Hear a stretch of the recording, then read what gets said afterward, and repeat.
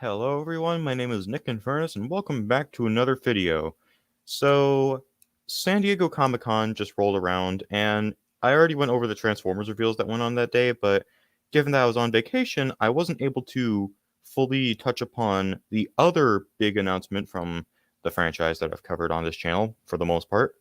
So, let's talk about Phase 5 of the Marvel Cinematic Universe. Specifically, let's rank them based on anticipation, or at least I'll be ranking it based on my anticipation. Your anticipation for these movies and shows could be completely different, but at least for me, this is my list. And yes, I know, very quick intro, but I'm excited to do this video for you guys. So I'll give a quick honorable mention to the Phase 6 projects that they've announced, because all three of these have me excited to hell and back. First of all, Fantastic Four. Fucking finally. And apparently it won't be an origin story, which is a bit odd, but I'm sure they'll probably have like a flashback or something. It'll just be nothing more than that, a flashback. And at the same time, the Kang Dynasty and Secret Wars. Both of these have me excited. I've heard great things about the Secret Wars comic book arc, so if this movie will be anything like that, it probably won't be, but if it is, then I'm more excited than I already am. And the Kang Dynasty, they're bringing back the director of Shang-Chi to direct it. That sounds awesome. Shang-Chi had its issues, but I'm willing to bet that a lot of it was just from, forced in MCU stuff as opposed to stuff from the actual director. Because in terms of the stuff that the actual director did, like the choreography and the fights and the characters and all that, that has me excited. And I'll also give a little quick honorable mention to What If Season 2, since that's technically something that's happening here, even though it's not like mainstream MCU timeline, that's a bunch of multiverse stuff. But I'm still really interested in seeing what they do with Season 2. They've already confirmed some of the stories, and they'll finally be touching on the Sakaari and Iron Man thing that not only was there a Lego set made of, but there was also it was also teased in episode 9 of What If Season 1. So if they're finally touching upon that, then I'm down for that. There's also going to be like a Hela story. There's going to be a story involving Scarlet Witch, probably having to do with either WandaVision or Doctor Strange in the Multiverse of Madness, given the leaked images. Going to be more of Captain Carter. There's like one story where Odin fights. It says the Mandarin. I'm willing to bet that's Wenwu and not Ultra Killian. It's probably Wenwu, but honestly, I'm interested in seeing what they do for What If Season 2, and I am more than excited to see where they go with these Phase 6 projects. Excuse me. All right, but with the honorable mentions out of the way, let's get into the list. Coming in last place at number 12 is not surprising at all, Agatha, Coven of Chaos. The biggest question I have to ask here is, of all the characters who have gotten their own shows, and even characters who get their own shows in Phase 5, I have to ask, why Agatha? Of all the characters you could have chosen, this slot could have been taken up by Armor Wars, which is the show that Rhodey's the main character of, that I'm sure all of us really want to see at this point. Why is Agatha getting her own show? I mean, I liked Agatha enough in WandaVision. I certainly felt like the show started to lose momentum when she showed up or when she revealed herself. But I liked the character enough. Not enough to get her own show, though. I'm sure they'll find a way to justify this by maybe having Wanda cameo, or maybe they'll bring in some other characters from the comics. But right now, this feels like the most pointless inclusion in the entire MCU, at least to me. And this is someone who will easily watch everything that the MCU has to offer. I'll still watch this. I'm sure it will be really good. Though until it comes out, I'm going to be asking the question, why? Why does this need to exist? Anyways, moving on to Loki Season 2. I liked the first season of Loki enough, though it does feel like a lot of the concepts they bring up in the show have been undone by some of the recent multiverse movies like No Way Home and Multiverse of Madness, and even What If. So unless the Sacred Timeline is something that is specific to each universe, and each universe has their own version of the TVA, I'm not entirely sure how they'll bring these ideas back, given everything that's been going on with the other multiverse projects. That, and I didn't really find the first season of Loki to be all that rewatchable, so unless this season does something amazing, I doubt I'll be itching to rewatch this season either. But that brings us to Ironheart, the spin-off to Black Panther Wakanda Forever, which they confirmed will be the last Phase 4 project, which glad that's ending quicker than I thought it would, but if I'm being honest, I don't know the character of Ironheart that much. I do feel like her getting her own show would make sense since, they don't have that much time to do a lot in a 2 hour to 2.5 hour movie, which I'm sure the movie's probably going to be 2 hours, but that still wouldn't be enough time for them to fully develop Miss Williams, Riri Williams. So her getting her own show does make sense, though I do have to ask, again, why couldn't this have taken the spot of Iron Wars? Or why couldn't not have Iron Wars taken this spot? It's like, I'm excited for this, I just don't know a lot about the character, and this seems pretty close after Wakanda Forever, which is probably the point. Still excited for it, just not as much as the other projects. And that'll bring us to Echo. And this is a case where I am excited for it, but it's what Sean Chandler calls borrowed excitement, because my excitement for this show comes from the return of Charlie Cox and Vincent D'Onofrio in their Defenders roles as Daredevil and Kingpin, respectively. I like the character of Maya Lopez enough in Hawkeye. Don't know if she needed her own show, but if this is going to be part of Daredevil's new story within the MCU, then I'm excited to see that. Not entirely sure what else to say about it. It's just a lot of my excitement is borrowed. Alright, first movie on the list, Captain America New World Order. I'm sure this is surprising to a lot of you because I have been very open about my love for the Captain America movies. The first movie was really good, had some issues with the villain plot, but the story of Steve Rogers is absolutely fantastic. And then, of course, Winter Soldier. Rewatched it recently, have some stuff to say about it, and it's still as great as when I watched it the first time. And Captain America Civil War is my favorite movie ever right now. So compared to those two, why am I not excited for this one? Well, I am excited, but why am I not as excited as I probably would be? Because this is Sam's first full movie in the MCU as Captain America. Well, it's because they got the guys from The Falcon and the Winter Soldier to write it. I'm not going to say anything about the director since I haven't seen the Cloverfield Paradox or the sequel to it, which I hear is better. But in terms of the writers, the fact that these are the same guys who wrote The Falcon and the Winter Soldier has me a little bit concerned, because at least with the Disney Plus MCU shows, The Falcon and the Winter Soldier is easily, at least to me, one of the weakest links. Not the weakest, I'd still say that's Moon Knight, though that's my subjective opinion with my subjective issues.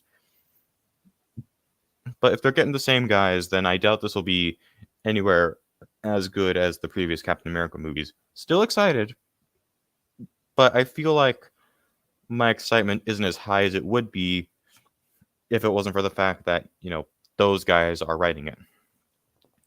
Moving on to Secret Invasion, and I believe this is pretty much like just before the halfway point of the list. And with this show, I think it'll have some interesting ideas to bring up.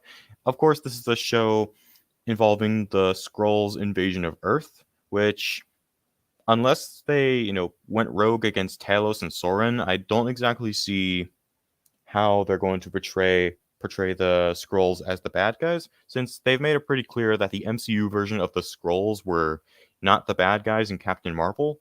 So unless this is like a rebellion against Talos, I don't see how else they're going to do that. But otherwise, I think it'll be great to see both Talos and Nick Fury working together again, because, of course, Nick Fury, played by Samuel L. Jackson, he's always a joy to watch, so this will probably be fun to see that.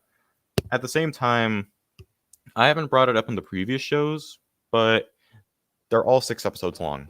And even I've begun to notice that there's definitely some rushed stuff happening in the last few episodes. That was my big problem with with Miss Marvel, was that I could feel some rushed stuff in there. Even with like Moon Knight, last episode felt pretty rushed. Of course, What If didn't have that problem, but that was a different thing entirely, so it doesn't count. So yeah, the 6 episode runtime, even though I like these shows, I would be lying if I said that it doesn't work with me at least a little bit. That's going to be 6 episodes. But this is still one of the shows in Phase 5 that I am the most looking forward to. All right, reaching the actual halfway point of the list is Blade. Now, in some previously scrapped videos that I made where, I talked about, Phase 4 projects and how Blade was one of them, at the time, we didn't know what movie was part of which phase, but now we know it's a Phase 5 movie. I expressed how excited I was because the general concept sounds awesome. A vampire hunter who is half vampire himself. So that's an awesome concept, and they teased him at the end of Eternals, where supposedly he'll be teaming up with Dane Whitman, who, in my opinion, was one of the more likable characters in Eternals, so I'm down to see that. And they got Mahershala Ali playing the main character. And for those who don't know, Mahershala Ali, I don't even know if I'm saying that right. I think it's Mahershala, I think. I can't remember if it's Marhet or Maher, but either way, that's the guy who played Cottonmouth in season 1 of Luke Cage, and that was a really good performance, and it's a shame that they killed him off so early, but if he's coming in to play the half-blood vampire hunter, then that makes me even more excited for this project. And it's coming out in October or November, at least in the fall season, so it'll make a good Halloween movie, at least if it's, coming out in October. I forget when these movies are coming out, but I forget, like, the exact dates. But either way, this sounds like a lot of fun. Right, reaching the top 5 is The Marvels. Now, I remember when I was ranking the known at the time Phase 4 movies, this one was actually pretty low on the list, mainly because I hadn't heard great things about Captain Marvel. Having seen Captain Marvel and Miss Marvel, now I'm a lot more excited because I actually really like both that show and that movie. I don't like Miss Marvel as much as Captain Marvel, but one of the strongest aspects of Miss Marvel was Iman Vellani as Kamala Khan, and if she's coming back, then this is going to be a lot of fun for sure. That, and of course, they're bringing back both Carol Danvers and Monica Rambeau, so seeing the three of them team up is going to be fun. And there are rumors that Black Bolt is going to be in this movie, and y'all know me. Well, I mean, I haven't been very vocal about this, but I actually do like Black Bolt quite a bit. How he's this really powerful character who you wouldn't think he's that powerful until he says one word and blows up everything. So I like that power set. Only thing that I'm a bit iffy on is the fact that this might be a musical, and I'm not entirely sure how I feel about an MCU musical. I mean, I like musicals. I like stuff like, I like a lot of the Disney musicals, and I'm a big fan of Little Shop of Horrors. So, if this is a musical like any of those, then I won't mind that. But right now, I'm not entirely sure how to feel about that. Still really looking forward to it, though. More of Captain Marvel? Sounds good to me. All right. Number 4 is Guardians of the Galaxy Volume 3.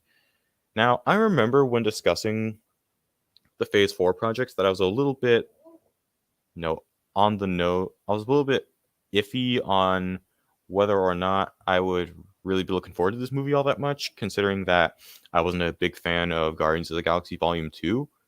However, I am a huge fan of Guardians of the Galaxy Volume 1.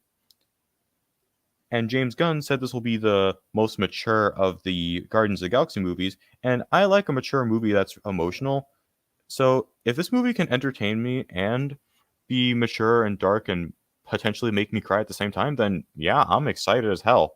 As little known thing about me, I actually love it when a movie or show makes me cry, and that's actually one thing that was great about the 3rd season of Daredevil is that it was able to make me tear up at 3 different points in the series. So, love it when a movie can make me at least tear up, because that's where you can tell that they really handled the emotions well. So, if this has any of that, then yeah, really looking forward to this movie. This could potentially be a high point of Phase 5, if I'm being honest. That, and also get to see the Guardians of the Galaxy again. They're bringing in Adam Warlock and the High Evolutionary. I've seen the High Evolutionary's design, and holy crap, that is a good design. I know, like, some people might not like that, purple instead of red. I think the purple looks a lot better. So, in general, I like what I'm seeing so far. All right, bringing us into the top 3 is Daredevil Born Again. Yeah, I was just talking about Daredevil and how Season 3 made me tear up at 3 different points. And, of course, given that I love Daredevil as a whole, I am more than excited to see what they bring to the table in this revival. Or is it a reboot? I don't know if it's a full reboot or revival. I hope it's a revival, because if it's not, that would suck. But in general, my only real concern with this show is that they didn't bring back the original crew. So what I'm hoping is that they can still find a way to give this the same tone as the Netflix Daredevil and not, MCUify it and make it all jokey and quippy and all that. Though for all I know, these new people could be, diehard Daredevil fans who know the character and have seen the show, so they know, so they'll try to emulate the show. If this is something where they emulate the tone of the Netflix series, then that will be much better than if they try to MCUify it a bunch. Also, 18 episodes. That might be a bit much, but it is just a little bit more than the standard Netflix seasons, so that has me more excited because they might be able to flesh stuff out more. At the same time, I've heard rumors that John Bernthal will be coming back as the Punisher. And if that is the case, then that has me more than excited because, honestly, the Punisher was one of the best things about Season 2 of Daredevil, which I had some issues with. And I feel like he was really good in his own show. Review of that coming at some point. So, I'm excited for this one. A little worried about how it'll turn out tone-wise, but I am just really happy that they're bringing back the Netflix characters in the mainline MCU. Right. Runner-up is the MCU equivalent to the Suicide Squad, Thunderbolts. This sounds awesome. I've talked about this before in the previous Phase 5 discussion video before they revealed everything at San Diego Comic-Con. With all the potential rumored candidates that people are theorizing, this could be another highlight of Phase 5, with such candidates as Baron Zemo, Abomination, White Vision. That's another one's come out recently with the Vision from WandaVision, the white one made by Sword. Sword Vision is what I call him. But also Taskmaster, Ghost, Winter Soldier, Deadpool. Supposedly there will be characters part of the Thunderbolts that we haven't even met yet. And there was another rumor recently that Sadie Sink of Stranger Things will be playing Songbird.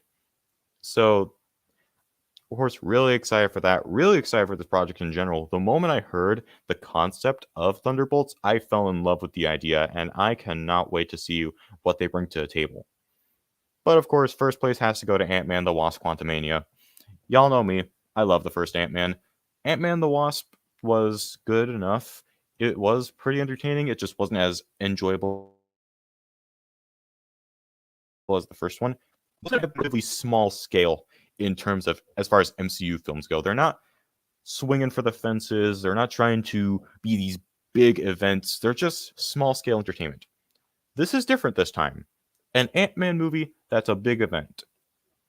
Previously, I was unsure how I'd feel about that, but given that this movie will permanently change the MCU, according to Kevin Feige at least, then that makes my excitement for this even higher because, like, an Ant-Man movie that might actually have huge ramifications on the universe as a whole, just take my money.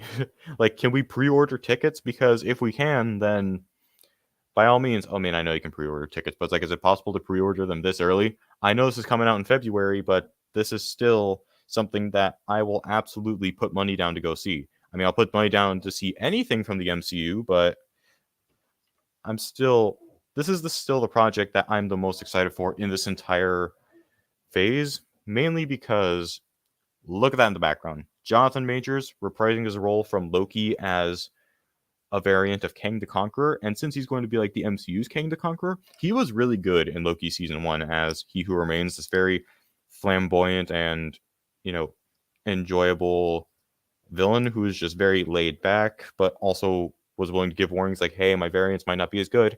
Yeah, we're about to see one of those variants.